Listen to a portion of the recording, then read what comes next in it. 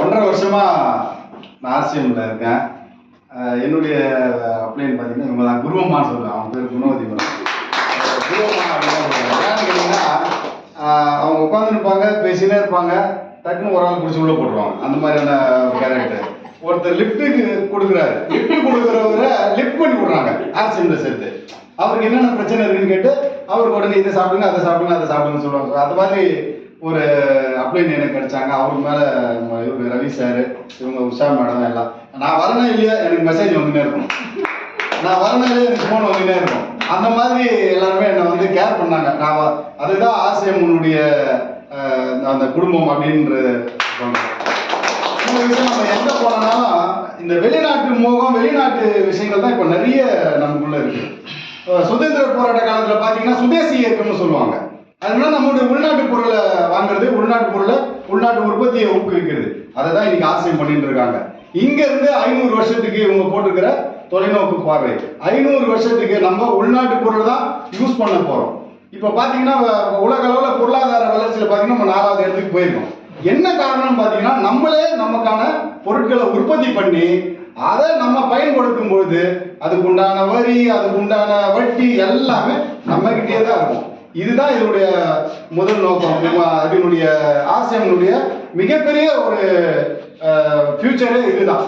இப்போ திடீர்னு ரொம்ப சொல்லுவார் 50% இந்திய பொருளுக்கு வரி அப்படின்னு, திடீர்னு அங்கே ஒருத்தர் சொல்லுவார் 100% அப்படின்னு. ஆனால் இங்கே அப்படி கிடையாது. நம்மளே இப்போ உங்களுக்கு ஒரு இதுல இருந்து ஒரு பணம் வருது அப்படின்னு சொன்னா கூட அவங்களே அதுக்கு உண்டான டிடிஎஸ் எல்லாமே பிடிச்சி தான் உங்க கையில் கொடுப்பாங்க. ஸோ ஆர்சிஎம் வந்து அந்த அளவுக்கு நேர்மையாக எல்லா பிசினஸையும் செய்யக்கூடியவங்க. இப்போ நீங்க வீடியோவில் பார்த்துருப்பீங்க, நான் சொன்ன மாதிரி சுதேசி இயக்கம், உள்நாட்டு பொருளை ஊக்குவிக்கிறது, உள்நாட்டு உற்பத்தியை ஊக்குவிக்கிறது. நம்ம என்ன சொல்லுவாங்க, அந்த சிங்கம் போட்டு என்ன பாரத் சொல்லுவாங்க madam, make in India. Made in India நம்மளே எல்லாமே உருவாக்கி அதை நம்மளே பயன்படுத்த, என் நிலத்துல நான் உழுது விவசாயம் செஞ்சு அந்த காய்கறியை எடுத்து சாப்பிடும்போது என்னால எந்த கெமிக்கலையும் அதை சேர்க்க முடியாது. அதை நான் வியாபாரம் பண்ணும்போது அதை அதிகமா செய்யணுன்றதுக்காக சில விஷயங்களை செய்யறது. இதுதான் நாட்டில் இன்னைக்கு நடக்கக்கூடிய விஷயம். அது இல்லாம எனக்காக நான் உற்பத்தி செஞ்சு அதை நானே சாப்பிடும் பொழுது எனக்கு அதுல அந்த ஒரு நம்பிக்கையும் அந்த ஆரோக்கியமும் அது எனக்கு ரெகுலரா கிடைக்குது. இப்பெல்லாம் பாத்தீங்கன்னா ஹார்லிக்ஸ் அந்த காலத்திலேயே எப்போ நான்லாம் சின்ன குழந்தையா இருக்கும் போதே ஹார்லிக்ஸ் ஒரு கண்ணாடி பாட்டில் இருக்கும். அதுதான் வந்து சப்ளிமெண்ட். நம்மளுடைய அந்த ஆரம்ப காலத்துல பெரிய சப்ளிமெண்ட் எதுன்னு கேட்டீங்கன்னா இந்த மாதிரி ஹார்லிக்ஸ் அப்படியே சாப்பிடும், குடிக்க வேண்டாம்.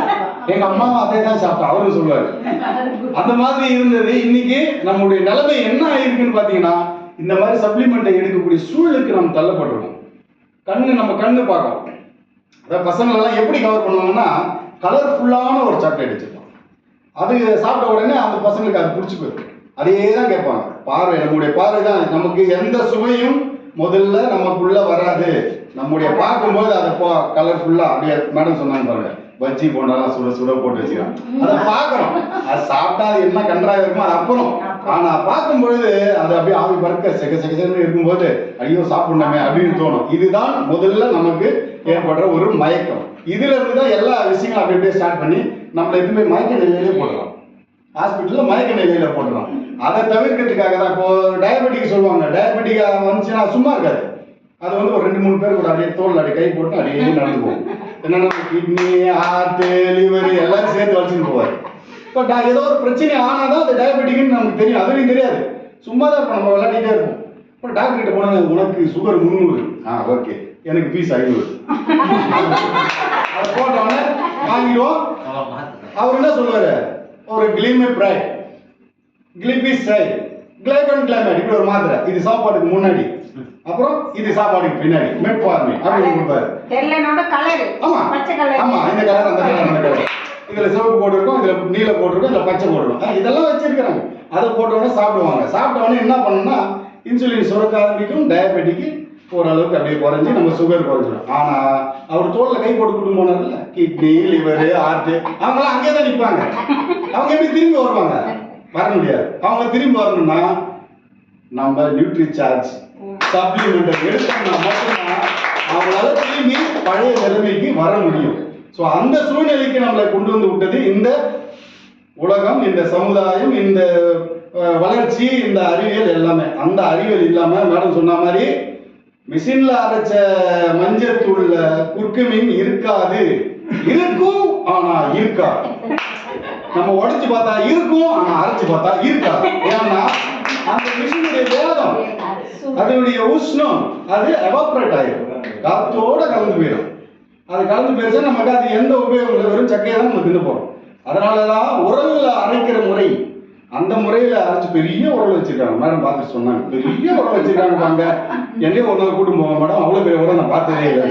அந்த மாதிரி அவ்வளவு பெரிய விஷயங்களை செஞ்சு நமக்கு 500 வருஷத்துக்கு நம்ம சந்ததி, நமக்கு அடுத்தது, அதுக்கு அடுத்தது, அதுக்கு அடுத்தது, அதுக்கு அடுத்தது 7 தலைமுறை வாழறதுக்கு இங்க வழிவகைகளை செஞ்சு கொடுக்கிறாங்க.